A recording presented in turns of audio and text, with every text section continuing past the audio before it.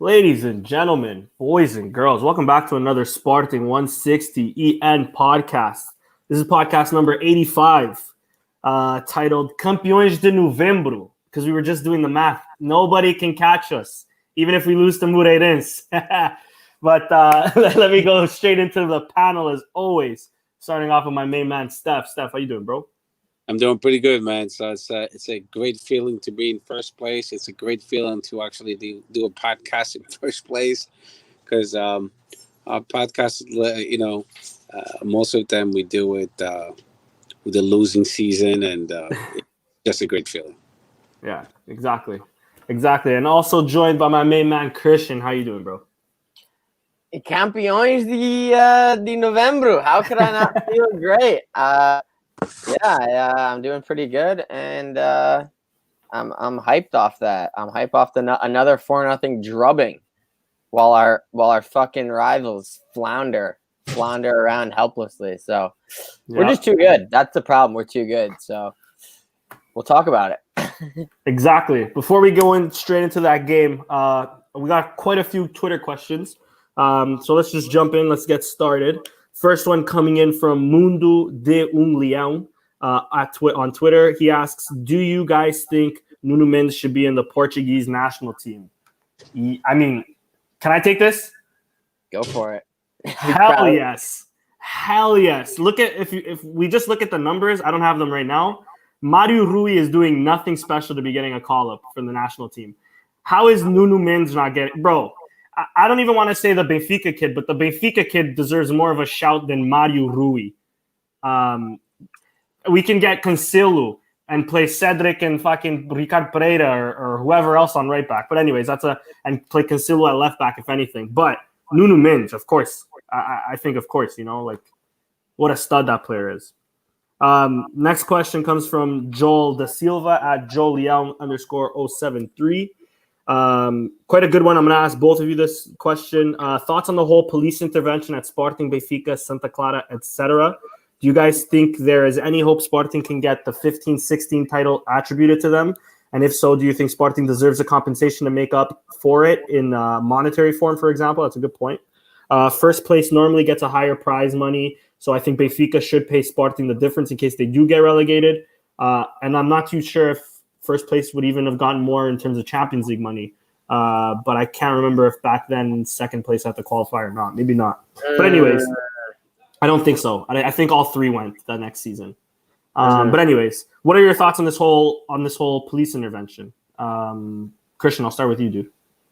I mean, I think it's interesting. I'd like to know more. To be honest, I'm not gonna say don't get your hopes up because you never know. But I've seen some bushkas happen at the Luz in my day, and nothing ever actually seems to happen. So, I mean, let's just say, in regards to the 15-16 specifically, no, I think it's impossible. I don't think that's going to happen. And to be honest, at this point in my life, I don't want that to be the first title. So if we win this year, it's not even breaking the drought, right? I've accepted that we lost, right? And to be honest, maybe if we get it in the Secretaria after we win one outright, I'm fine with that. But I don't want it to be the one that ends the drought, Maybe if in fucking August of 2016, I would have answered this question differently. But at this point, I've come to peace with it, and I think that you should too, because I don't think it's getting overturned.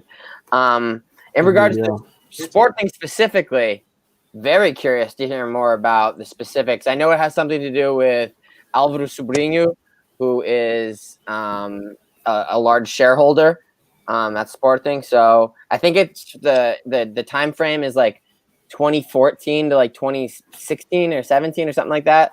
So it's from a few years back. But I mean, let's just say if he was doing illegal shit in 2016, he's doing illegal shit in 2020. So let's wait and see more. I'm curious. What's the word? Reservedly curious or excited. Yeah. Don't too hyped, but. Before switching it to you, Steph, Paul Punt saying the article he saw said that they'd have their points deducted, but they still keep the title technically. So basically, it's a slap on the wrist for no reason. It doesn't hurt. In regards to the money, Yeah, they we should, should get pay compensated. it. Yeah, Like 100%. 20 million or something at least. You would think. Yeah, whatever Benfica won that season in terms of winning the league should come to Sporting. Keep that title, whatever. We'll always have that over their head, if anything, right? But I think compensated at least we should, because Benfica, and if we talk about Porto as well in terms of like corruption in the past, the reason why they've gained so much money is because they've pushed themselves into certain positions where they can always qualify for Champions League, and then of course Champions League keeps getting more money into it as the years have gone by. So that's why this year Benfica alone have gotten like 40 million from Champions League or something, right? The year we finished third when Jorge Jesus is laying down on the beach at Marítimo, we basically handed over Benfica 40 million euros that game. So I mean, I don't see why we shouldn't be getting compensated for it. But anyway, Steph, what were your thoughts on it? Well, first and foremost, what I would like to say is that whatever comes out of these buscas, being Sporting Benfica, it could be Stalegre or whatever. Even I think Santa Clara and Academica also got. Yeah, it don't matter. But I want the truth to come out. So, and whoever cheated has to be punished, and that includes Sporting. If Sporting is proven that we cheated, then we should suffer the consequences. So that's my take on that. So I think it's more like Álvaro Sobrinho's company money laundering. I'm not even sure if it directly has to do with Sporting. Yes, I think it just has to do with Álvaro Sobrinho's. Obviously, like has an office at Sporting, maybe because he's a big shot. But as far as its direct ties to Sporting, I'm not quite sure. There might be. I'm not sure. You're correct. 100% correct. It's about Oldimo. 100%. You're correct. But if it's something that Sporting at the time knew about it, which now those dirigents, they're not there anymore. So to prove it, it would be extremely difficult. So with that said, you're correct. It's different from the Benfica Busquets. The reason why they going to Benfica is because of the transferencias, the transfers that happened, which were very shady. They would buy players and then they would hand out playing for another club, and they did that with 20-something players. So they kind of played it. They're still doing it to this day. Yeah, and it was kind of a monopoly controlling the entire league, certain teams, and then those players wouldn't be able to play against Benfica. And that who's to blame for that? It's the Federação, a Liga Portuguesa, Governo Português. They have to be strict, and then they have to come up with laws that will stop with that, because it's bullshit, and we all know it, including Benfiquistas, the ones. Well, it's a new rule, Steph. I think it was maybe 2016, if I recall correctly. They even made the rule that loaned players can't play against their parent club. That's a relatively new rule. Yes, but the rule of you buy a player at Sport, you buy 10 players, and then you load them to Santa Clara for that purpose only. Yeah. The monopoly, it should stop. You can't. You shouldn't be able to buy 20-something players when you have no intentions for them to play for your team. Yeah, exactly. You know what I mean? Yeah. Because that's called second intentions, or third intentions in this case. So, and I hope they do find something that's and they get them in trouble. But with that said, if Sporting did something similar, they should be punished. When I say Sporting, I say Beira-Mar, I say Porto, I say Guimarães, Braga, everybody. Anybody that did something shady, they should be punished. But like Chris said and Denny said, I don't think no one's going to be punished, because the judicial system in Portugal is so corrupted that nothing's going to happen. That's not how they roll. Nah. Yeah, exactly. But with that, Vitoria Guimarães and Aves, they did suffer the consequences. Yeah. So never know. Yeah. But I doubt it. I really doubt. Same. They're not the same even size. Maybe Santa Clara, but they're not the same size of like a Sporting or. But again, if we are also guilty, then we should suffer the consequences. 100%. 100%. I'm not blind. I'm not, like a lot of people say, oh no, eu quero ganhar, não sei. I don't give a shit how we win. I just want to win. No, that's not me. I want to win on the pitch. because we're the better team, not because of favors. I don't want that. That's not me. Same. And especially how you mentioned quite a few times stuff. You know, I love the argument our rivals have in terms of, oh, every big team is corrupt in some way, shape, or form. But at least the difference with us, and like you mentioned in the past, back in the 80s, I forget what it's called now, the corruption case that happened at Sporting, we got him out ASAP. We didn't re-elect him like Benfica did with 60%. Exactly, Cardinal. We didn't re-elect him with 60% recently. Like our rivals. We don't have a standing president for how long has Peter Costa been president of Porto? After the Pete Durado? 40 years. That's what I'm saying. That I think is the distinct difference between us and the others. Got it. Is we don't really stand for that shit. It's a big difference because they keep on re-electing corrupted people, including Luis Vieira at 62%. Yeah, exactly. And we kick them out. That's the big difference between us and them. Exactly. Yeah. And going with our sponsor, by the way, Super Bulk. Sponsor us. Sponsor us. Let's go, baby. Next question comes in from... Sorry, go ahead, Steph. You better be or they'll cancel our stream. I know. I shouldn't have showed it that much. Our next question comes in from our very good friend, Steph Teixeira. Good looking, best looking guy on Twitter. I didn't think I was going to make it today. Yeah, exactly. We had to push it back because we had a bit of problems, so we got Steph on at 9. Thanks again, by the way, Steph. No, please. My pleasure. I mean, hey, anyways. Steph asks, who's to blame for our success? Who's to blame?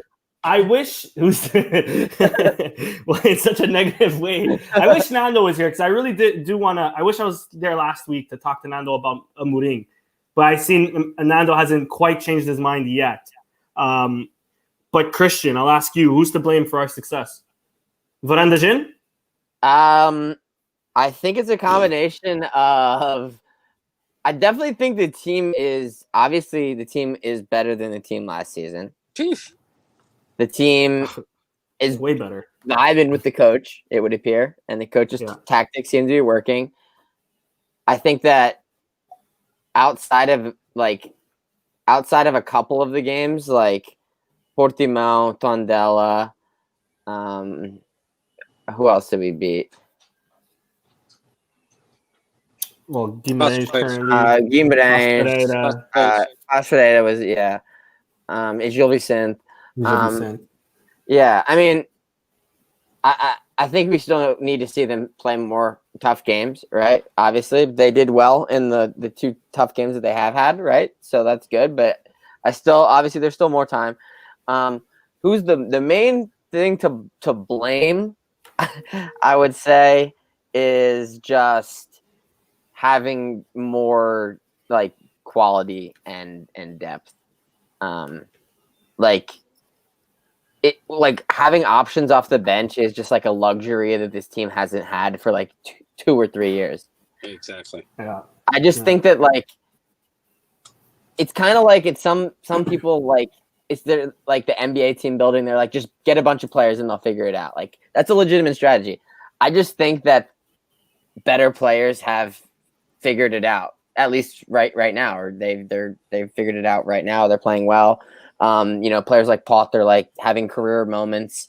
So yeah, I think it's a combination of a lot of things coming together. But at the end of the day, I think the answer is, I think it's simpler. Yeah, 100%. That actually plays on to next question coming in from Silva at Silva BDC Junior. I had to sound that out for a second. He asks, do you think that Camacho, Ilori, and Ristovski will play in the cup? This guy said Ilori. I'm having PTSD. Steph, what do you think, dude? I hope not. They could play in the volleyball team. Ainda assim não servem, caralho. Ainda aí. It's embarrassing to even name these players. They're good for nothing. I would make them clean toilets in the gutters. Come on, man. Maybe Ristovski. Maybe he could play. Husky, okay. Yes, I like him too. We need a right back at least. But you said Elordi and who else? Camacho, Campeoes. which I think we gave up on him too soon. No. And we burnt that kid's career as well as burning the money we bought him for. He got plenty of chances from Amorim, from Silas, from Kaiser. He got plenty of chances, bro. He just didn't take advantage, and he was taking too long to evolve. He could make a decision if he would cross, if he would take a shot. It was just way too many games for him to be so undecided for a professional player making that kind of money.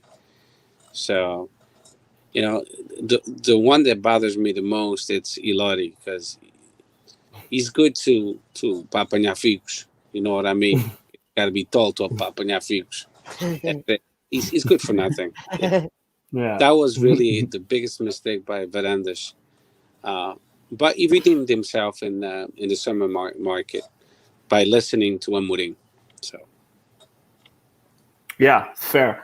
And I'll quickly just add, there's so many players that aren't even, we haven't really seen a regular 11 this whole season, but there's so many fringe players that deserve a start. Like instead of Camacho, Plata might deserve a start at right wing against Sakavanins, Tiago Tomás, Tabata. Bragança is more of a midfield player, but just on the Camacho, in terms of Elordi, or in center back, we have Gonçalo Inácio, Quaresma, who played a B team game this weekend, deserves at least a shot back at Sporting's A team. There's for sure another center back there that I'm not thinking of. Out of the three, Max deserves a game in that. Out of the three, I only see Ristovski just because we don't have another backup right back. But if anyone follows him on Instagram, I don't know what the hell's going on. I think the guys do they train pushed with the out. B team? Do they train with the B team every day? Do they go to training and train with I the don't B know. team? I was under the impression Ristovski was training with the A team. I don't think Bruno Gaspar is like.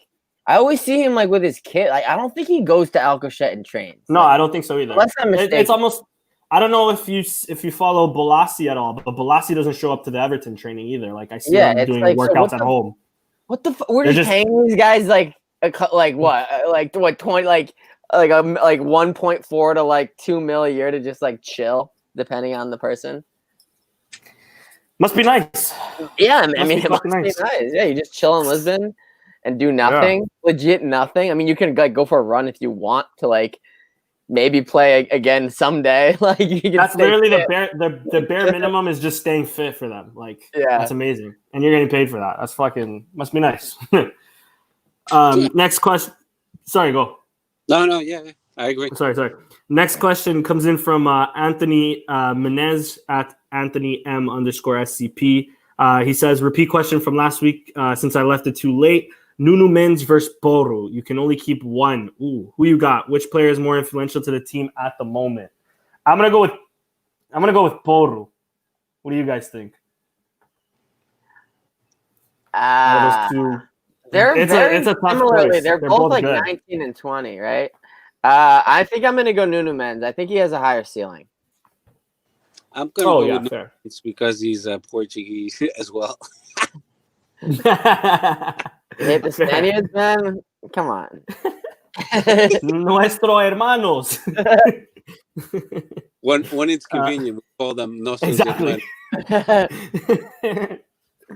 I still remember the Malone they had when Ronaldo scored that free kick in the Euros. Or was it the Euros or World Cup? World Cup. World Cup. World Cup, yeah.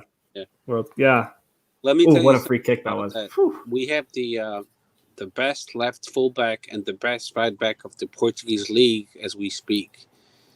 Without a doubt. You guys might disagree with me or somebody else, supposedly Benfica and Portuguese, but at this point in time, Nuno Mendes and Porro, they're much better than everybody else. Agreed. Benfica might think Nuno Tavares is, but he's not. Benfica are a little fucked up in the head anyways. Grimaldo isn't either. Yeah, maybe. There's razão stuff. Next question comes in from past guest Rui Costa, the good Rui Costa, at Rui Cost or COST 301050118 on Twitter. Wow. Que nome do caralho. His question is a new striker a must at the January transfer window, or is Sporar and Tomás enough? Keep in mind, Luis Felipe is somewhere. And Pedro Marques is doing well for the B team. Christian, I'll ask you this question. Yeah. I want a striker. Give me a fucking 2 million euro striker who scored 26 in the Bulgarian league last season. Please give me that. But I'll settle for anyone with quality. But I want another Eastern European striker for some reason. or North African. I don't want to remind everybody. Oh, yeah. On pennies. For pennies, and he was killing it in the Algerian league. Next question comes in from Alkshit Youth on Twitter. He asks, "Do you think Pot can be better, or as, or I guess he means better than, as good as, or better than Bruno Fernandes in a few years?" I'll say it like that. Steph, what do you think? Oh yeah, of course. He has all the potential for that. He's much younger than Bruno Fernandes, and he looks like he's a leader. He's a born leader, as you can tell.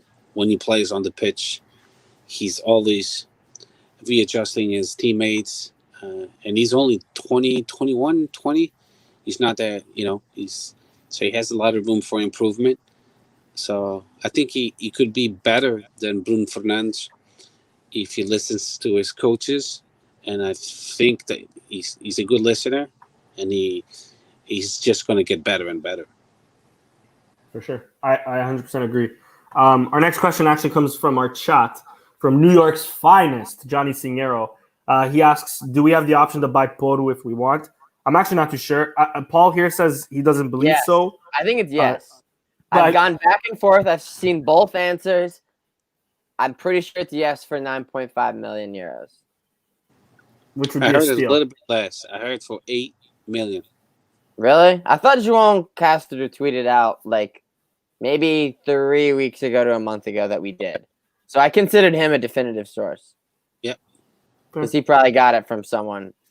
I will admit that they have been like totally not transparent about that. So we have to like find it in like weird places and like get the wrong answer.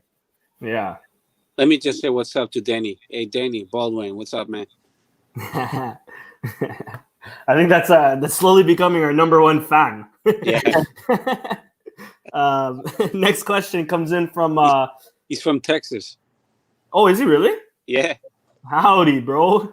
Yeah, Howdy there. We work together. Really. He's my cubicle buddy. And because of me, he's Sportingista. He even says it this way, Sportingista. That's sick. That's sick, bro. Cool guy. Next question comes in from our boy Matt Paiva, Casa de Paiva on Twitter at mpaiva7. Before going on to it, congratulations, bro, on being a father. Much love, nothing but health and happiness from here on out, bro. Seconded. Yeah. Little girl. Yeah, little girl. His question is, of the players that are no longer included in RA's plans, Christovski, Camacho, Gaspar, Rodrigo Fernandes, etc., who would you like to see Amorim call back up and give another opportunity to?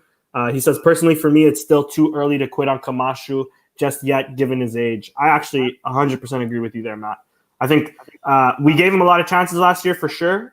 But I mean, when you pay $7 million for a guy, he's a kid. He's still like 19 or 20-ish, 21 years old. At the very least, you loan him out this season. If not, you give him. Yeah, you at least let him train with the fucking team, man. Mateus Oliveira last year was at least always in the training squad. I know we didn't have a cutthroat manager like Amorim, and I respect Amorim's way of being, and maybe it's for the best. But I think when you invest into a kid that much, a kid that showed promise, showed potential. Liverpool wanted him for fuck's sakes, or had him for a bit for fuck's sakes. I think you give him that shot. What about you guys though, Steph? What? Like of the players not included, who would you like to see given another chance? I think only Ritovsky. Camacho turned me off. towards the end of the season last year, I was expecting more for him to solve some games for Sporting. And like I said before, just 5 minutes ago, you couldn't decide between taking a shot and crossing the ball. And every time he crossed the ball, he overpowered the crosses. I was really, really disappointed just because I know he's young, but he's not that young because he went to Liverpool, for God's sake. He didn't learn anything in England. He comes back like a kid that didn't learn anything overseas. He actually got worse in England. Yeah, huge disappointment. Played out of position a lot. But he also shouldn't be a crybaby on trying to force his way on the wing. Yeah. Like, if you're not good enough, you're not good enough, buddy. Much more from him. And Lodi, the same thing. I mean, both of them were at Liverpool. So, Camacho now, I want him gone. And like a package deal between him, like un par de jarras. Sell them in pairs. I don't know. I don't give a shit. But they need to be gone from our team. I mean, between the two of them, that's a 10 million euro investment, and it's just impossible to get that much back. Impossible. Yeah. To get anywhere near that. Yeah. That's it, man. Next question is from the chat again. Eric Encarnação. He asks, what are you guys' favorite Sporting kit? I'm just going to pass it to our kit man, our expert in kits. Chris, what are you thinking? Favorite Sporting kit? I guess my favorite home kit is probably either the 2018-19 Macron. I was going to say, yeah. Or the 2005-6 Reebok anniversary kit. My favorite away kit is probably either the 15-16 Champions League third kit, or I mean, there's a lot of away kits that I like, but I'll leave it at that because I don't want to fucking get in the weeds too much. Fair enough.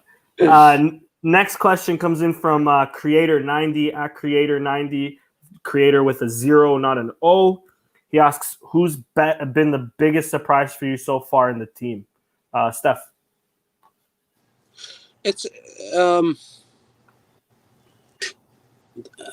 It's difficult because it's been so many.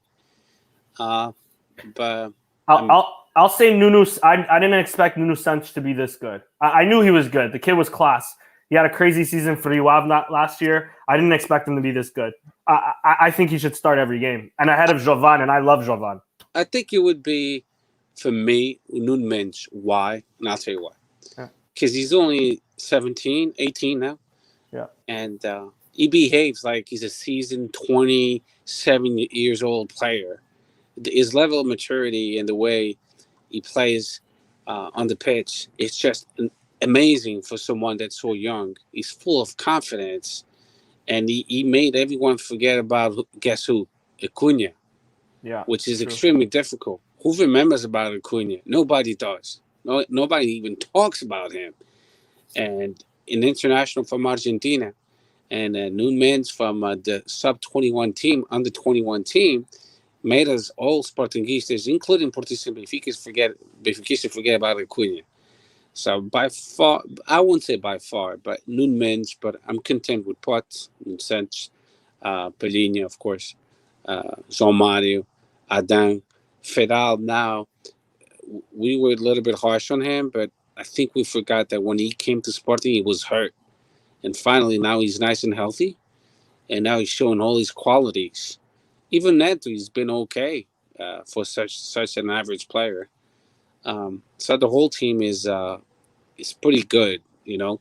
I like it. Like you said, the bench is nice and deep. But against as a backup, Matheus Nunes, even Thiago. I just love the team we have, and all the credit goes to Ruben Amorim, but we have to give some credit to Varandas because he's the one who say yes or no.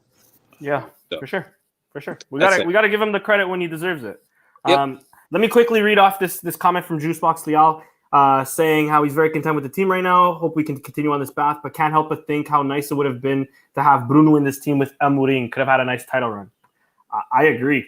I 100% agree. Also, David Pereira, our favorite Bracarense, saying, "Vocês para de sorrir. This isn't the depressing podcast I grew to love."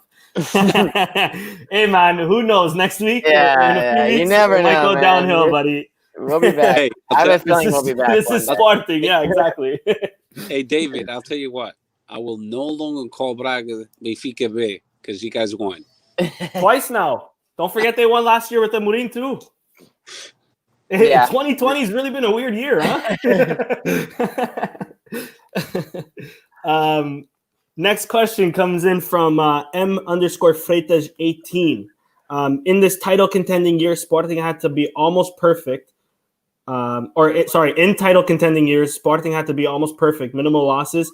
We've seen the years when we lost only twice in a season. Do you think Porto and Benfica slip-ups? Does this give Sporting some room for error? I have always said that Sporting needs to be perfect to win the title. The last time we won, we needed Super Mario and his 42 goals. Brings up a good point. I think what they're trying to ask here is, do you think we're going to be reliant on our rivals dropping points? Or do you think that Sporting, have some room for error and we can still ball out? Or do we have to... I don't quite understand this question, but I'm guessing that's what they're saying. Do you think Sporting have to be almost perfect to win a title? But we kind of always have to be perfect to win a title, no? Last season, I think that we saw the winner ending up with much fewer points than they normally end up with. Basically, are we going to need 86 points to be champions in this league, right, this season? And I don't think that we will. So, yes, I guess there is some margin for error, and the others are burning their margin for error perhaps a little early. But, I have no doubt that in February on a cold Thursday night that we could drop points at fucking Modalities or some shit. I can't. It'll happen eventually. You would think. So yeah, I guess it's good to have that little cushion that we have right now. But you drop points and that cushion's immediately gone in one match day, right? And you only have a 1 point lead. So yeah, it's great, but it's not like we're opening up a crevice or something, Yeah, 100% agree. And that's it with the questions. Thank you guys for all of the questions today. We really appreciate that. Half an hour in and not even a word about the game yet, but let's get straight into the game. Actually, I have one thing to say just to David and Richard. This isn't a depressing podcast, but I'd like you to remember we did celebrate Kaiser Ball for a solid 2 weeks. So we're not always depressing, just most of the time. There might be more questions, bro, to be honest. On the quote tweet. Yeah, I checked. I don't think you got all those? That was the yeah. If I'm wrong, correct me if I'm wrong, but if I'm wrong, we'll do it towards the end. I think anyway, I think we're good. The 11 was, we had Antonio Andan in net with Fadal, Coates, and Luis Neto at the back. Nuno Mendes and Pedro Porro on the wings with João Palhinha and João Mario in the midfield with Nuno Santos, Sporar, and Pot up top. We had substitutions of Mateus Nunes, Daniel Bragança, Tiago Tomás, Gonçalo Plata, and Giovanni Cabral coming off the bench to score a goal. And a pretty nice goal. Steph, I'll start it off with you, dude. What were your thoughts on that game? We started pretty strong. We could have scored on the first minute when João Mario with that banger. You almost scored. That would have been an awesome, beautiful goal. But we didn't. But we pressed. We kept the foot on the accelerator, and then we scored eventually. After that, Guimarães, it's natural. They're playing at home, losing 1-0. So usually, typically, teams playing at home, losing 1-0, they try to tie the game. So they start playing better, and we managed to go to the second half with being up 2-0, with one goal from Nuno Santos at the 11th minute, and then Pot at the 43rd minute. So that was a good first half by Sporting, which Guimarães also played well, but they never scored. The header from Soleimani, that could have changed the game a little, but I think Sporting would have attacked a bit more. and then we would have gotten third goal eventually. I don't think we would have lost this game even if they scored. So because we played much better than Guimarães at all levels. They did retain the game in the first half for a good portion of the first half. But if you look at the statistics, I'm going to pull it up now. So the possession of the ball, they had 56%. We had 44%. So they had 15 shots, and then we had 16 shots. On goal, they had only one shot, and we had 6. And then corner kicks, they had 5. We had 2. So with the statistics, as you can see, they only had one great shot at goal, just one. We had 6. Totally different. So if we scored all 6, we would have won 6-0, and they would have scored one goal, that header from Sulumani. So we dominated the game the second half. We came out strong again, and then we scored again with a goal from Pot again at the 55th minute, and then Giovanni he finished with the fourth goal at the 74th minute. Overall, this team plays with full of confidence, and we just need to keep pressing and keep listening to Ruben Amorim, and we'll have a shot of staying in the first place for a long time if we play this way. And Ruben Amorim, one thing I like about him, he makes the substitutions very early. He doesn't wait until the 75th minute, which is what most coaches do. He does the substitutions around the 60th minute. So I like that. He gives a chance for those players to change the outcome of the game. So a good game overall by Sporting. 100% agree. How about you, Chris? You're on mute. Yeah, I thought that it was like Steph said, like a really good start again, right on top of them, just like the previous game, just all over them initially. Sporad getting in dangerous spots. Muddy shot off the bar. I believe there was a new sense that just went wide. And then the goal, obviously, it came. And then after that, yeah, like Steph said, Guimarães had a portion of the game where they had some control. They had more shots. They had more possession. They had the one free kick where Soliman, who had an own goal, a shocking defensive error, and missed a free header from 6 yards out. Not a good game for Soliman, but he had a great chance to score. And then, kind of against the grain at the end of the second half, we got the goal, a hard shot, deflected, and 2-0. Kind of felt like we maybe a bit of an exaggerated scoreline at half for 2-0, because I thought it was fairly evenly matched. Sporting had a period of domination, and then Guimarães had a period of domination. And then in the second half, much of the same. I mean, Guimarães never really backed down, but like I just mentioned before, that error from Soliman, in like the 55th minute, it was the beginning of the second half, to let was it Pot that he let through on the breakaway? Yeah, I think it was Pot. Score and make it 3-0. That's tough. When you're down 3-0 like that, a done assist too. Yeah, a done assist, and Suleiman just fucking totally misjudges it, out of position. Is shocking error. Looked like my team on fucking Sunday League. And then after that, Guimarães still stayed in it. I believe they had an André scored, but it was offside. Like, they threatened, but then the fourth goal, I believe, was another counterattack.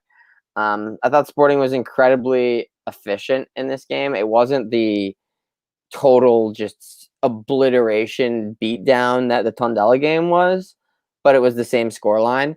I think that this scoreline may have been a bit exaggerated, and if anything, the Tondela score was, it was generous to Tondela. It could have been 9-0. So yeah, I think 4-0 is a bit exaggerated, but it's a very hard fought win. Tough place to play, quality team. And yeah, it's just a good old fashioned, good ass fucking result.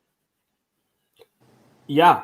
I agree. I'll quickly throw in my 2 cents. I honestly, one of the things that I caught, especially watching more of the replay or more of the highlights, something that I really like from this Amorim squad is we don't miss a second. We start off on fire, or we start off hot right away. Whether that's Padinha getting a yellow card in the first 30 seconds, which, I mean, we can go back to that game, but I thought that was totally justified, but it just shows the intent right away. João Mário against Guimarães hitting it off the bar in the first 40 seconds. I love it that we don't fuck around anymore. And that's one of the things I took from this game. But of course, as you were saying, as Paul's saying, even on the chat, we had to earn this this score line. We have to earn this victory still. Guimarães is not an easy team, albeit they might be struggling a bit early on this season. Some unfortunate and unforeseen circumstances, like their manager, fucking off after the first 2-3 games. He was too scared to continue coaching. Who never had any managerial experience, mind you. But okay, whatever. They got the boy from Santa Clara. He did good things at Santa Clara. So Guimarães is no pushover. They're still a good team, but and I don't want to discredit Guimarães as much as I want to give credit to Sporting, because I think Sporting did play amazing and did earn the 4-0. But yeah, what I've been really enjoying for the most part is the intent that Sporting has in these games. And I think we're going to start a segment here called Pot. Just, I don't know, I'll think of Pot of Gold or something, Jackpot or something, because this kid, every single game this season, lights out. I hope that we can keep him for a while. I know in the chat they were saying Wolverhampton, how long is that going to take until they're back in for him, seeing as he was there for a few seasons. The kid is amazing. And they still own half his pass, which probably makes it complicated. Yeah, exactly. But, I mean... Don't get too good, Pot. Don't get too good. Yeah, please. Or get good enough so we can. Very, very, very good, but not incredible. Because once Bruno Fernandes passed that threshold, right, gone. We were gone. Yeah, exactly. You can't get too good, or you're just gone immediately.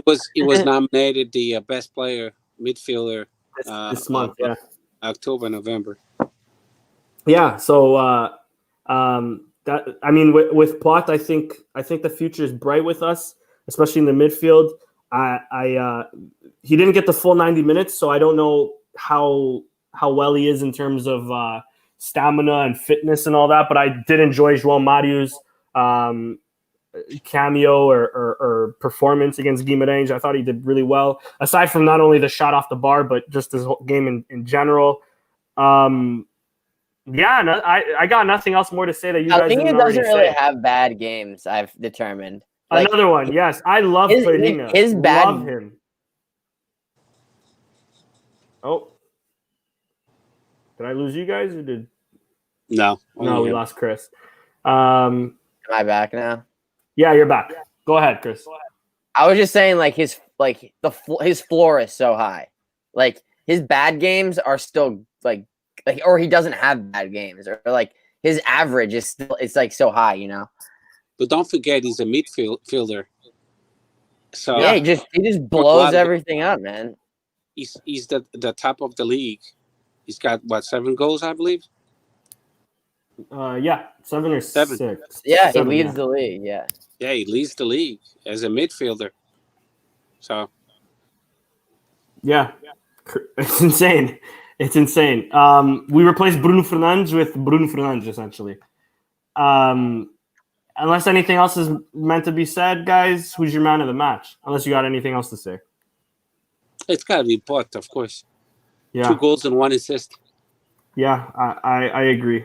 I don't Third see straight man of the match. Yeah. I mean, Nunes was on point. Nunes, I mean, what else can you say about that kid? But I really like Fidal. I think Fidal. Yeah. Dan had an assist and a nice save. Yeah. Fidal is playing solid at center back now. The back line was all very solid. I will. But he has some important, cuts, cortes, como se diz. Yeah, cuts. Or yeah. yeah. Saves. Yeah.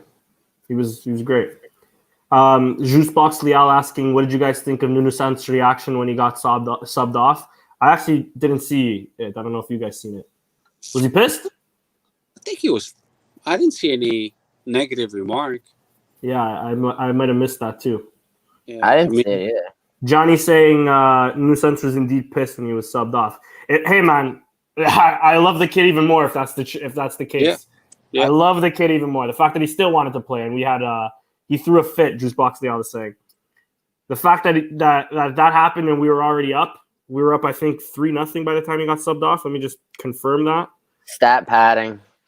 3-0 by the time he got off. Yeah, and he was pissed. I love it. And we not us, but Sportingistas crucified him for being Olympião. I love that.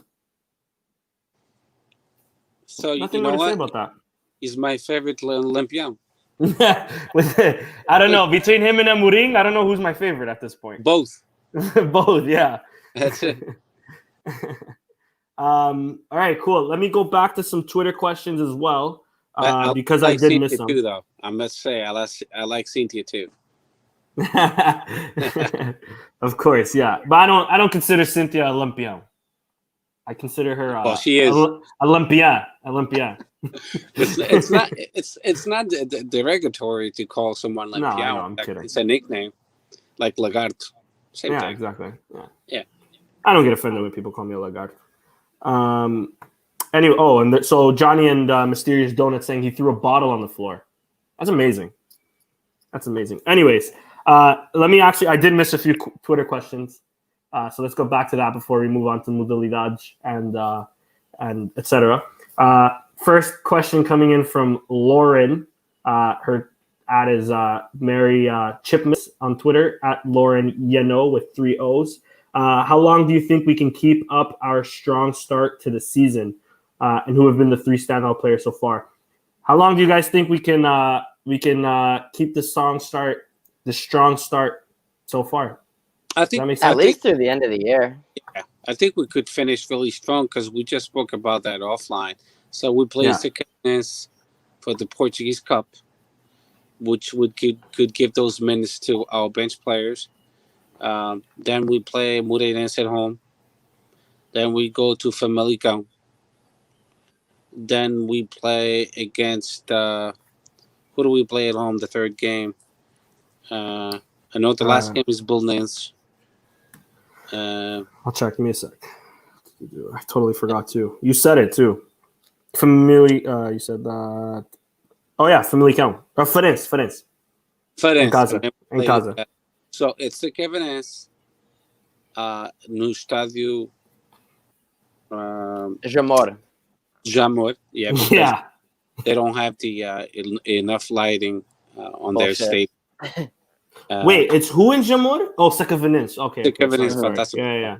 Then we play at home with Moreirense. Then we go to Famalicão. Then we play at home with Farense, and we finish 2020 at Belém in Belenenses. Not in Belém. In Jamor. So they fucking wish. we have a doable schedule. And if we play the way we've been playing, I could see Sporting finishing 2020 in first place. We control that now. Yeah. And I think Ruben Amorim is thinking about that, and he's preparing the team for such. I'm crossing my fingers now with the goddamn national team, especially the sub-21, because they have a lot of our players. Yeah, they do. And I know all the other players that they play for their, countries. So I'm hoping everyone comes back healthy. When Kovac came out on the news that he was hurt and he came back, I was actually happy that he came back. Yeah. Do you guys think that's fake? I think that is fake.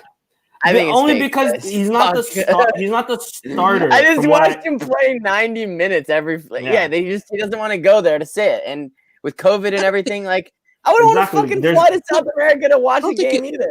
Because it was the diagnosis was done by the physician of the national team of Uruguay, so I don't think they would fake it. How though? Over a Zoom call? Well, My thigh hurts. I'm just no, because the clubs, they do have to send them a report of their physical condition and medical condition, and then sometimes they believe it, sometimes they don't believe them, and they still call them for the physician of the national team to do their own assessment. So I'm glad he came back, and Me too. I would skip him for Sakevenes and save him for Murenes. Yeah. And Real Africa saying, yeah. I would put what's the backstory for that game? No, it's Quaresma, Inácio. I'm just forgetting another B player, B team player. Either Neto or Neto or no. But I would say whoever is less exhausted as the third one. Yeah. Oh, Ilori. Nah, I'm only kidding. For this. I would do better. Bro, I just finished playing soccer, man. Let me be fucking center back. My Sunday league team could 5'5", we buddy. need another center back. 5'5". 5'5". I'd win no headers, but buddy, I'd fucking do better than Ilori. He doesn't win any headers either. Yeah, true. That's a good point. Johnny bringing up a good point too in terms of the schedule. Of course, this is for 2021, but Braga's first game of that calendar year, January 3rd. Braga. So let's hope the boys aren't hung over too much from the New Year's. Let's not go into 2021. But yeah, not yet. Of course. Let's dream about 2020. Not that far. And what can possibly be? What can possibly be? Because if we lead by a decent amount of points, then we'll go against Braga. I think we play. Do we play at Braga that game or away? No, I think we play at home. I think it's the same thing like last season. We get all of the big teams at home first, and then we go away the segunda volta. Let me just make sure. Yeah, it's Braga at home. Yeah. Next question comes in from David Pereira. He asks, is Jovan worth selling if he doesn't fit in the system? I think they tried to sell him truthfully this season or this offseason, especially with those rumors to Southampton. Didn't get what they wanted. I think we can easily get a 20 million offer for Jovan, or at least 50. I know, listen, looking at this administration, they got a 10, 15 million offer. I agree with you guys. We shouldn't. But looking at this administration, they would. 15 million? I don't think they got 15. Because I think I don't think so either. 15. I think they got I'm 10. saying if they get 15, they'll sell them. Is my fear and what I think will happen. What I think is going to happen is the following. If we are in the title race by January, which it's called the winter market. Yeah, that's true. I don't think we will sell him because he's going to be very important to Sporting. Nunes, he's going to get 5 yellow cards, suspended 1 game or 2 games. Same thing with Bot. Same thing with the Sporad. So we're going to need him. So it's a long goddamn season. We still how many games left? 27 games. Only the league, and then we still have Taça Portugal, Taça da Liga. So we do need good players on the bench. Stop fucking always being up who we're gonna sell. I'm sick of that. We need the whole team now. You know, 100% agree. And also, I don't think it's necessarily Jovan doesn't fit in the system. I just simply think it's Jovan isn't striker. Okay, yes, he doesn't fit as a striker. He fits as a winger. He's done well as a winger. I think he's just not consistent enough. Nuno Santos has been consistent. Tiago Tomás, say what you want about the kid. The kid's been consistent. Like, he does his job to the T. Jovan, there's been times at Jovan where I think Jovan is brilliant and he's amazing. I recall back to last year where we were comparing, obviously in the beginning of Felix's run at Benfica, but we were comparing Jovan to Felix and we were saying Jovan was better than him, etc., which at the time he was. I'm just saying it's that inconsistency with Jovan that sort of fucks him over and might hinder his career from being like a really amazing player. Because I think he has the potential to do that. He definitely, el tengo corpo for that, you know, like he's a physical guy. He's a fast, pacey, explosive winger. I think we can expect a lot from him. I don't think it's just that he doesn't, I think he fits the system. It's just, He's inconsistent. That's my opinion. At least. I think at this point in time, it's fair to say it's a question of preference by Ruben Amorim. Yeah, he prefers to play with Nunes and Pot as wingers from the get-go.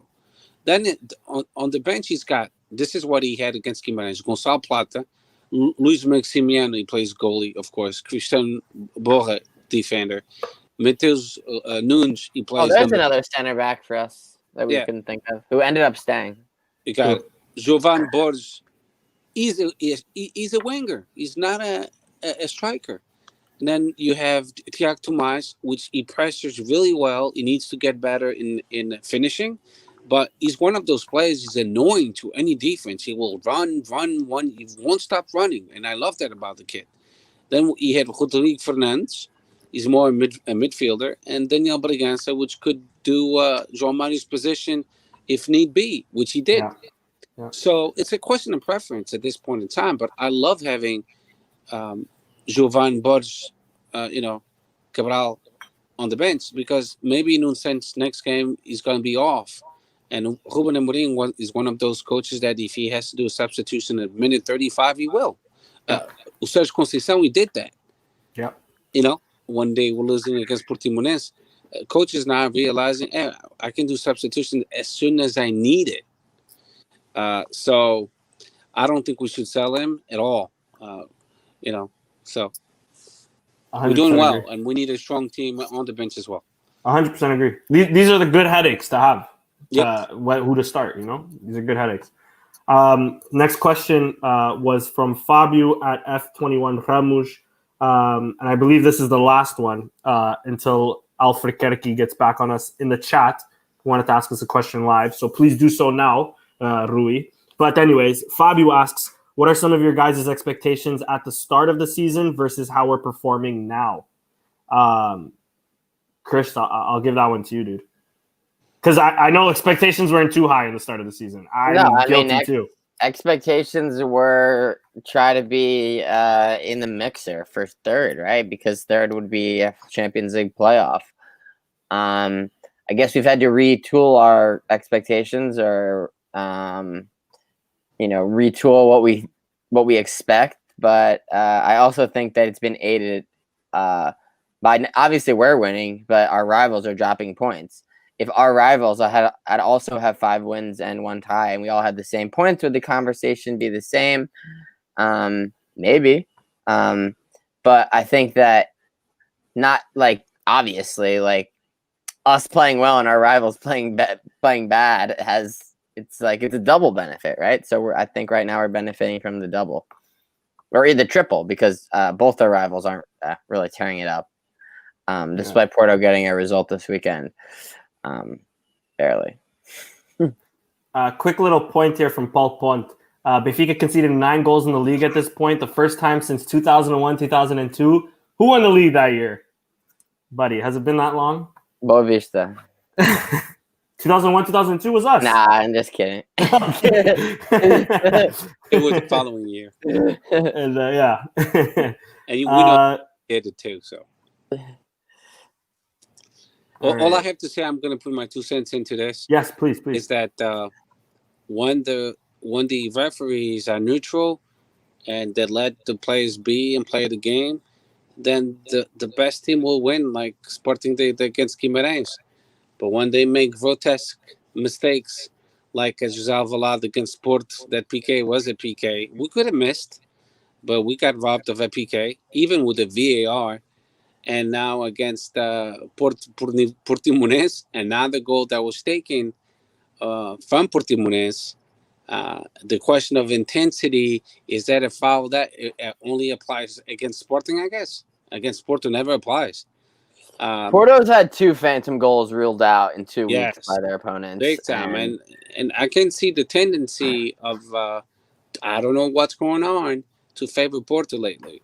More than Benfica. I hate to say that, but it's obvious. I'm only stating the obvious. It's a scale, right? And it shifts from one side to the other, shifting, right? Yeah. It's shifting, right? And I'm sure it'll shift back by January. Yeah, but the thing that bothers me the most is you have the goddamn VAR, and they still get it wrong. Against Sporting, it wasn't a PK because of the intensidad do lance. And then this PK, this goal that they canceled against Portimonense, you telling me that the intensidad was way too much? That's why they canceled the goal? God, come on. The guy's Mbemba is 6'3" against a little midget, and he felt like he was a domino. It seems like VAR is just another tool to help out the others when needed.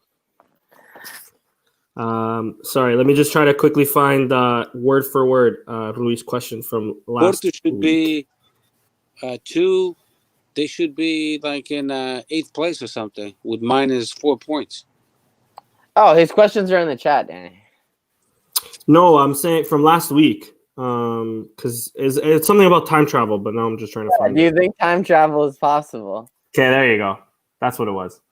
So, boys, back to there it is. Oh, it is here. Do you think time travel is possible? I just want to say I've been through some rabbit holes down on YouTube, and I do believe it's not a coincidence. Mesut Ozil looks a lot like the guy that created Ferrari, and that guy died on the same day Ozil was born. Coincidence? I don't know. But then his follow-up question is, if you could go back and watch or change one thing or event in Sporting's history, what would it be? That's a good one. Oh, easy. Go. The final at home for the UEFA Cup when we lost 3-1. I agree. For me, that's the one. Richard Nev's agreeing with you too, Steph. Saying that they broke my heart a year after the national team did the same. That's so true. Yeah. Bro, and that was when I was just getting into soccer too. Yeah, football too. Same. That was horrible. I'll agree with you. The 05 final. How about you, Chris? Man, the 05 final is a good shout.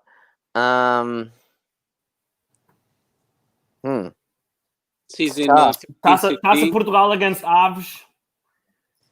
No. Time travel talk shit a few years ago and locked the fucking gates. Yeah. There's a few. Season 15-16 when we lost against Guimarães, I think the most important one was when we tied 3-3 to Guimarães when we were up 3-0. Also, just losing on that season. Brian Ruiz missing that goal. Brian Ruiz. Foda-se. Eu ia estar em cima da baliza para apanhar essa bola, caralho. E meter na baliza. Maybe how about Atletico Madrid quarterfinals of the 2017-18 Europa League? We beat Atletico Madrid. We're in the semis, and we knocked the team out that would eventually go on to win the competition. Who knows? The text message never happens. Like, I don't know, man. Like, I think that was a turning point, to be honest. Paul Ponce saying the game against Bayern is pretty bad. Damn, that's not the two Which games. one? The first one or the second one? Oh, the two games are pretty bad, bro. Holy shit. That was a nightmare. The only consolation I get from losing that bad to Bayern is Arsenal did it about the same and spent about triple of what we had. So that's my only consolation. But yeah, a lot of people saying Richard also saying 2012 Liga Europa against Bilbao. Yeah. Clutch mistake. Shake my head, Johnny Singero. Okay, this time I believe I got all of them, all the questions. If I did miss your question, guys, I'm sorry. Maybe I've had one too many super box. Who knows? Send him a text message. Here's his number: 201. 201. That's an interesting area code. It's not Toronto. No, that's New Jersey. The Real Alfrekenski saying, or Rui, our boy Rui saying, 1964 Taça de Taças. I'd love to watch that game. Or maybe make a certain player from Mozambique didn't change sides at the last minute. Hey, I can't disagree with that. I just wasn't. My dad was 1 year old. I couldn't think back to those times, bro. But yeah, that's a good point. Taças. Bro, I would love to even go back in time and watch one of those older games too, man. I mean, Sporting in the 80s. You could catch the game on YouTube. That's o Quintinho de Moraes when he scored that true. goal from a corner kick, and we won the Taça das Taças. And you could see the celebration of the Sportingistas at the airport of Lisbon. It's actually, it made me actually drop a little tear. It's like black and white, right? It's that Yeah. old, right? Yeah. Wow, yeah. Lucky enough they 60s. had TVs back in the days. I mean, I would even go back, like, if time travel was a thing, I'd even go back to see Balakov play, because he left Sporting the year I was born, like, I've never really, aside from videos, I've never really seen him play, like, I mean, live would be hard because I'm in Toronto, but live in terms of, like, watching it live on the TV, Did you see Jordanov? Sorry? Did you see Jordanov play? Yordanov, I don't think so either. No. If I seen him play, I was really young. Like, I didn't really, up until, like, 2004, 2005, that I like 9-10 years old, that I really start like caring about like players on the back, because it all started with CR7 at no Estádio Mário Duarte, because I'm from Aveiro, and I saw them play at Mário Duarte. Rest in peace, Estádio Mário Duarte. I know. But Beira-Mar's killing it, by the way. I just want to say. Another win this weekend. Bro, I think we can make a claim for Beira-Mar can make a claim for second division next year. We'll see. I mean, they deserve to be. They're doing well. Second division. Oh, man, they deserve to be in second division. Coimbra or Académica deserves to be in the first division. So many, man. Setúbal didn't deserve to go down the way they did, even though Setúbal's a pain in our ass. Still a historic club. You know what's amazing about Setúbal? I mean, Setúbal, they have to take care of their own business and their own problems. But I was expecting Mourinho to like extend his hand and help them. He wouldn't have to be like publicized to the public, but he's got so much fucking money. He could have helped them a little, For someone that says, "Eu sou Sardinha, eu sou Vitoriano," fuck, nah. Anyway. I know, that's true too. That is true too. I mean, and his dad is a legend there, man. And Lamborghinis and Bugattis and whatever you buy. I just want to read this out from Richard Neves, mainly because me and Steph are both from Aveiro. His great uncle founded Beira-Mar. Shout out to Antonio Pinho das Neves. That's crazy. Damn, that's awesome. That is crazy. Damn, that is crazy.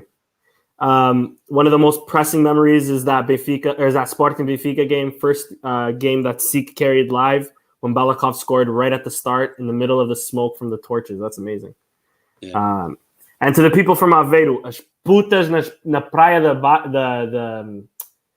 what's the name? I just forgot the name.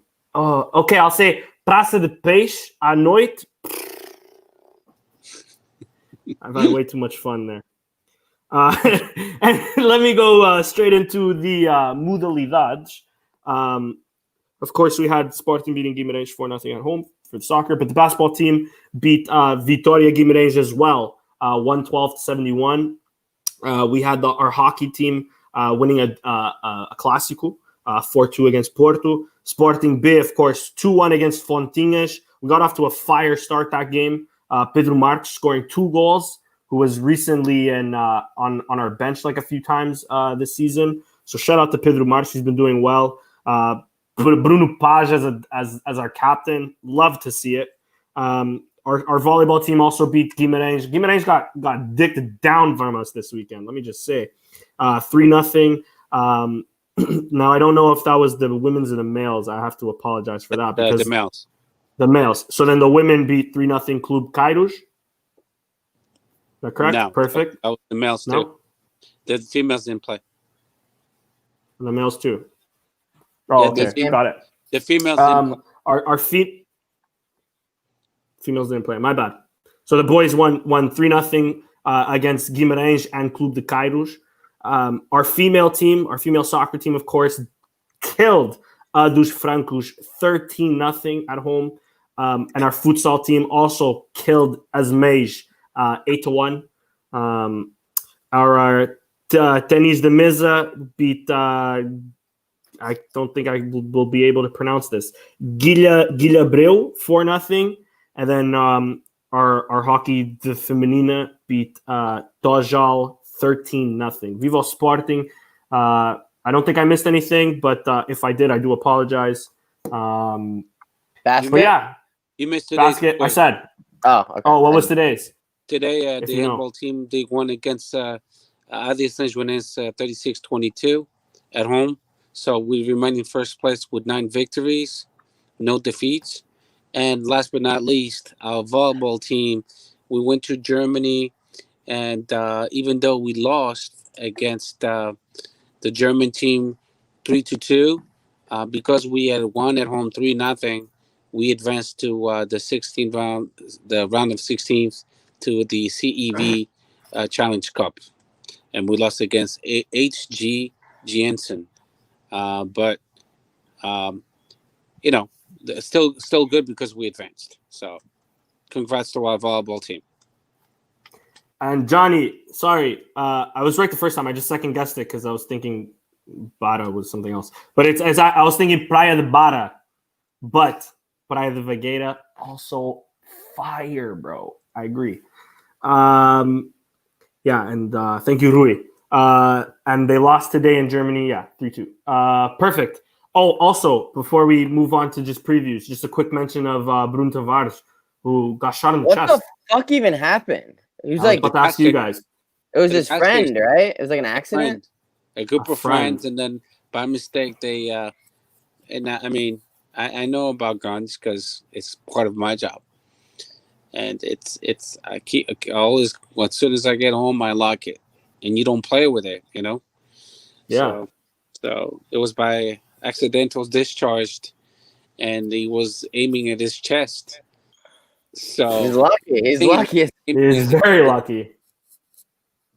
I don't know what kind of gun it was, because apparently Probably a handgun. Yeah, apparently he's home. He's fine. How? He got shot in the fucking chest. He's just good in like It depends. 24 Maybe hours? if it's like up here on the shoulder, like you just have to. That's remove actually the best place to bullet. get I shot. don't That's fucking what know. they say is the best place to get shot. Is like Oh, right I the don't here. know. the shoulder. Yeah, I don't 'cause it know. just goes- I don't fucking know. I thought it made it seem like he got shot right in the dead center. It's a good thing it was in the head. I went to a gun range once, bro. Like That's one guns more are- time than I've been. Hey, really? That's I've never- that's surprising. I don't know, man. Like Not Canada every up here is even American has a stricter. gun, I know, man. like gun Maybe laws are we'll- way stricter here, bro. Yeah, but with that said, it's like, watch out what kind of friends you have, who you hang out with. Yeah. Rui saying playing with a gun in a car. Stupid kids. Couldn't agree more. Where Couldn't the agree more. fuck do they even get that gun? Bad boy. Johnny saying Tavares chilling with them goons. No, I mean, Straight up, bro. you're real. a professional soccer player for one Yeah. of the teams in Portugal. When the dude starts flipping the gun around in the car is when you should say, why am I in this situation? If you have a knucklehead friend with a gun, you should dismiss him right away. Yeah, that's it. We done, bro. I'm going home. And Yeah, bro, well- the kid just signed a professional contract like a few months ago. Come on, man. Tenho bocadinho mais juízo na cabeça, caralho. And he's doing But well. thankfully he's okay. And he is doing well. He's for doing the really good. I've been watching the under 23 teams. 23s. Yeah. We started with 3 losses, and so far we on a 4-win streak. We're in second place. We bypassed Benfica. The only team on top of us is Estoril, and they do have more points than we do. 1 more point, but they have two games to play still. But Estoril apparently is a stronger team in the South Division. But still, from 3 losses, and we gain a lot of ground. So finally, and all the coaches, the B team, the under 23, they playing the same system as the A squad. So everyone is adopting the 3-4-3 tactic, and it's paying off. It's paying off.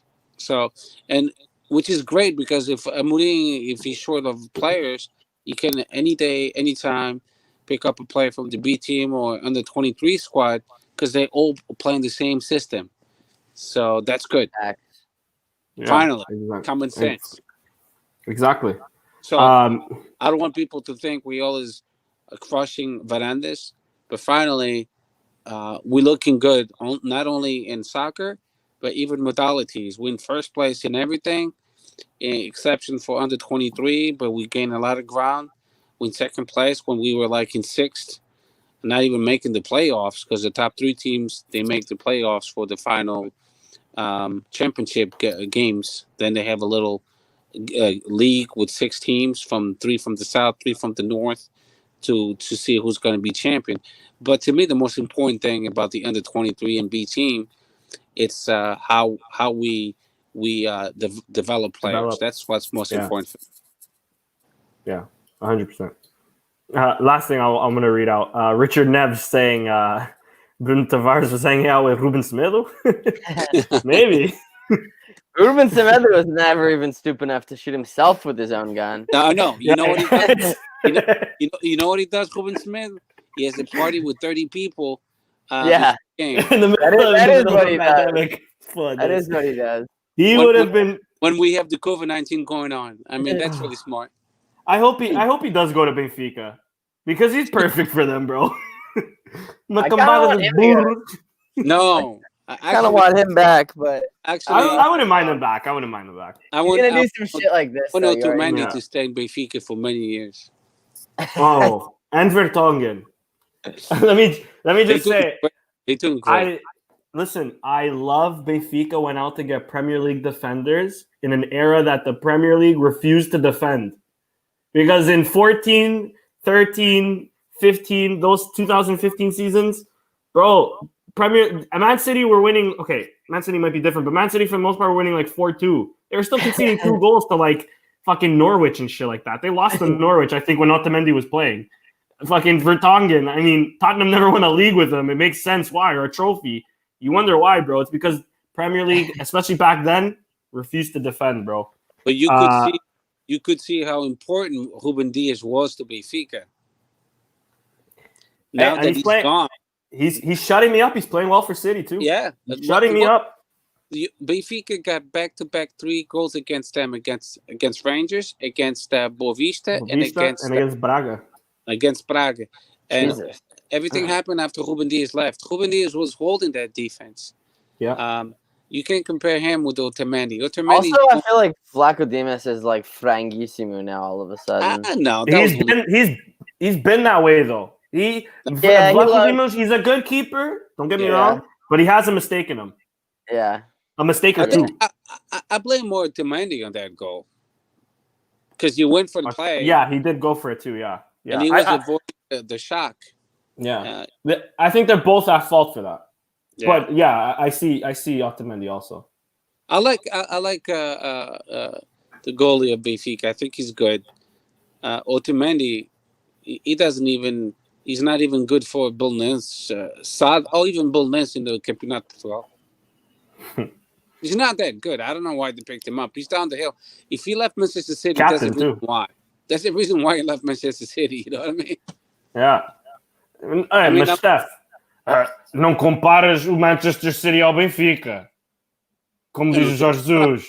I'm comparing the league itself. I know, I'm kidding. The Premier League, when you leave the Premier League to go to Portugal, it's because you're going down.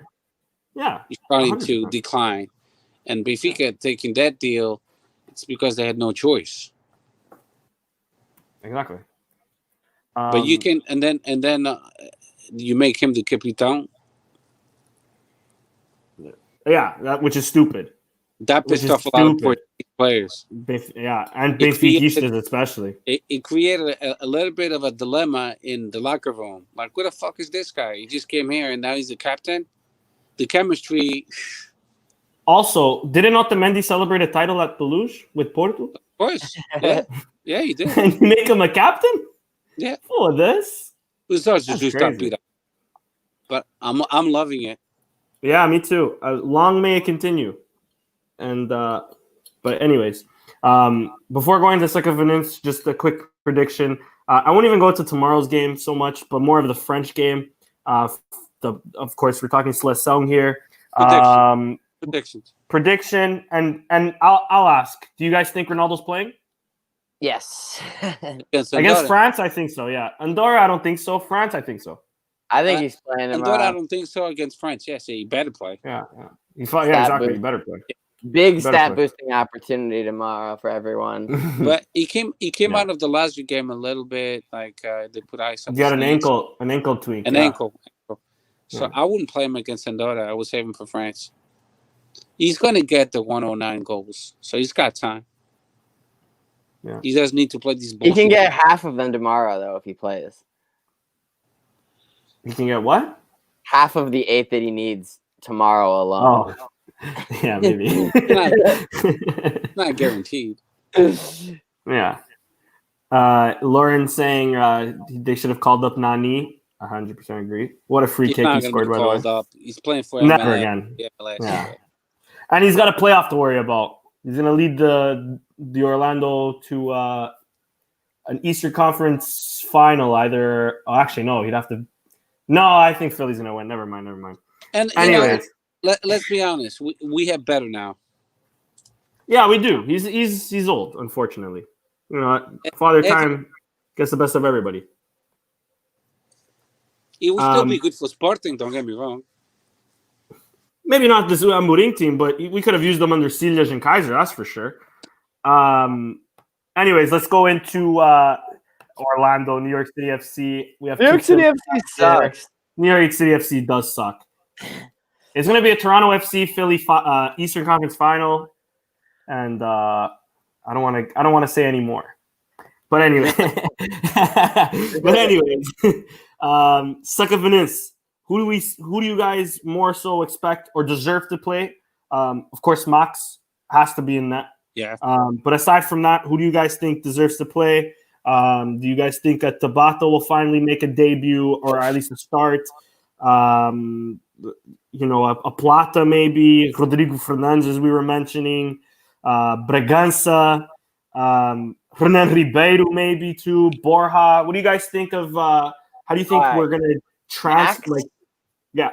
Borja, Eduardo Quaresma, Inácio, Bragança, Rodrigo Fernandes, Felipe up top, and then you need 2 wingers, Tabata and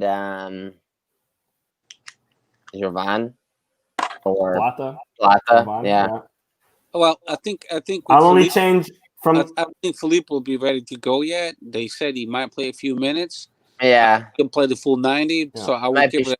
Yeah, I wouldn't mind him off the bench. To Pedro Marques. I don't know if you can start him though. I saw someone commented we can't get Alverca again. That's true. That is true. Yeah, but you know what you do then? You have a strong bench, and then you make the substitutions if you need to. Don't forget now it's 5 substitutions. Yeah.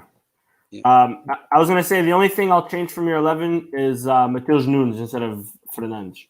Yeah. But that's about it because everything else is the same. Yeah. And maybe Thiago Tomás instead of Luis Felipe. So you take I don't think he starts from. You take Palhinha out and you put Matheus Nunes. Yeah. And I think that's still solid because Matheus Nunes has started a few games for us already this season. And you put He's done well for us this season. Instead of João Mário. Yeah, 100%. What about the wingers? The wingers, we said Tabata and Thiago Tomás. Plata and even Jovan and Plata or Tabata and Jovan or Jovan or Tabata and Plata. Depends. I don't know if Plata can play on the left or not, but I don't see why not. Giovanni plays for what? For Cape Verde? I don't think he got called up. I think he's waiting for Portugal to call him up for a few more years. I'm going to be honest with you. Okay. Yeah. Yeah. I think he's only played for the youth Cape Verde, right? Or if I'm mistaken. I can check. But anyways, guys, what do you think of score predictions before we head on out? For which one? Against Sakavinis, and then we'll go on to Modalities next. I think we'll win 3-0. I'm going to actually go with another 4-0. 4-1. We'll suffer a goal. Estás mal habituado. I know. Vamos perder. Yeah, I'm going to go 4-1 as well. Yeah. And then we'll have Modalities that following weekend back into the Campeonato. Or not even that following, the 28th. When is the 28th? That is the... For this calendar. Oh, it is the following weekend. Saturday. Yeah, it is the Saturday. Rui saying 15-0. Anyways, Moreirense, back to... I think we can do it again. I mean, if we lose, we're still Campeoes de Novembro. I just want to make that clear. We're not going to lose I don't against... think we'll see. We're going to win against them, I would say 2-0. Agreed. I agree, 2-0. Christian, for Moreirense, before we head on out? I can't bet against us. 2-1. Is that one on the road? No. That one is at home. Oh, it's home too? 3-1. The next one would be away to Famalicão, which would be an interesting one. But anyways, we'll see. Anyways. Not the same team. Don't forget that. True. Very true. And anyways, that's too far away to look. I'm with Amorim, where it's a game at a time. I'm with him. Anyways, special shout out to everybody in the chat today. We had quite the interaction today.